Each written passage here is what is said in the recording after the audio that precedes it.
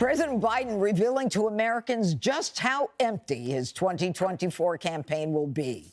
The big guy doesn't have any new ideas. Instead, he's doubling down on demonizing half the country after Trump's blowout win in Iowa, saying, quote, "This election was always going to be me and you against extreme MAGA Republicans. It was true yesterday, and it'll be true tomorrow." Not to be outdone, VP Kamala Harris has her own delusional take on Trump.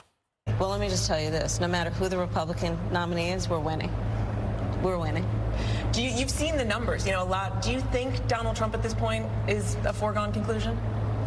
I don't know, but look, if it is Donald Trump, we beat him before and we'll beat him again. Where did she get that confidence, Sandra? He's at 33. I think she's less. Well, and insulting the MAGA movement, considering 6 in 10 caucus goers considered themselves in our Fox News voter analysis supporters of the Make America Great Again movement. 74% back Trump. It's bold. Where does she get the confidence? I don't know. Makes it up, maybe? I don't know.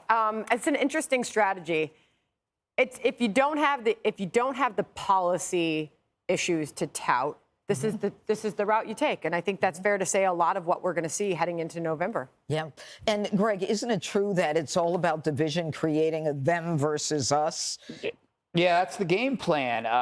You are the devil. You will be demonized. And I think the other side needs to prepare for that and kind of like step out of that and go, this is what they're going to do. Yeah. And ask, how did that work for America, right?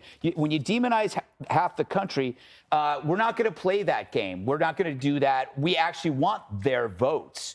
You're going to write them off. We want their votes. So I think you really do have to kind of stretch your hand out to the people that are undecided and say, look at the deeds, not the words. Were there any wars under Trump? No. Was there a border under Trump? Yes. How much did eggs and unleaded cost under Trump? Who decriminalized crime? Was it Trump or was it under Biden? So I think, I think that you're going to be targeted, and our show gets targeted, everybody gets targeted because we are witnesses to these crimes, and you have to go after the witnesses and scare them to shut them up. All right. Jesse David Axelrod says that Biden needs different messaging other than Trump is a threat to democracy. What should their messaging be? Well, you can't message policy because it's been a disaster. And I'm not a Democrat, so I'm not going to pretend like I care. I like that. Eggs and Unleaded. Mm-hmm. That's a good name for a band. So if Biden's calling Trump extreme, I'd jiu-jitsu that right on him. And I'd say, you're backing CRT and sex changes for kids in grade school. You broke the bank, the border, and women's sports. I mean, your family's a freak show. You have solar-powered leaf blowers and putting windmills on beaches. You're extreme. It worries me because they have a lot of money, and Republicans are splintering the money 3 ways in the primary, and Trump's spending $100 million on lawyers. Meanwhile, the media is like an in-kind contribution to the Democrats because they have a 24/7 attack situation.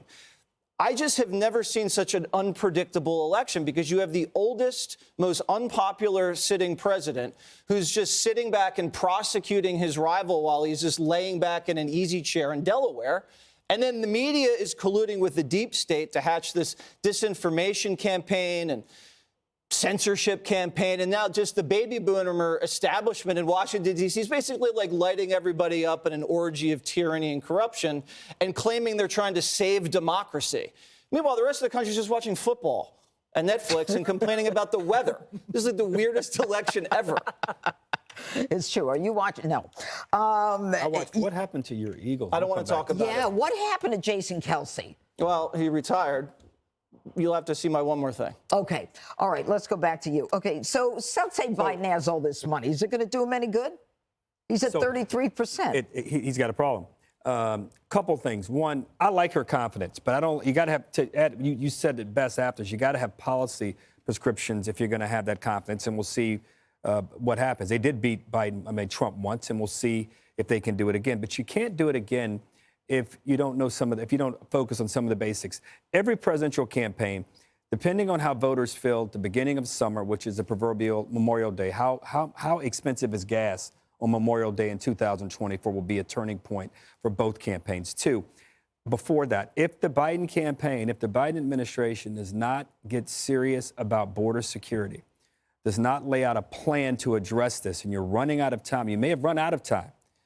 This is an issue that all the polling data shows, the economy, the border, and foreign policy. And I think those issues are combined in voters' minds around the economy and their economic security. Axelrod is right. This threat to democracy, remember, it polls high because Republicans think there's a threat to democracy because of the way Trump is being treated, and Democrats think there's a threat to democracy because of the way Trump is being treated. The common denominator there is Trump, but it's divided. So we shouldn't get too excited. Democrats shouldn't get too excited about those numbers. Finally, there are 150 to 250,000 voters in 6 states who are going to decide this race. Provided that each side ramps up their base and gets their diehards to go out. We know the states: Michigan, Pennsylvania, Georgia, Arizona, amongst the 4 states. If you're not speaking to those voters, to those independents, and you're not going to speak to them by shutting him off, by censoring him, by suggesting that the voter turnout was small, so we shouldn't be concerned about it.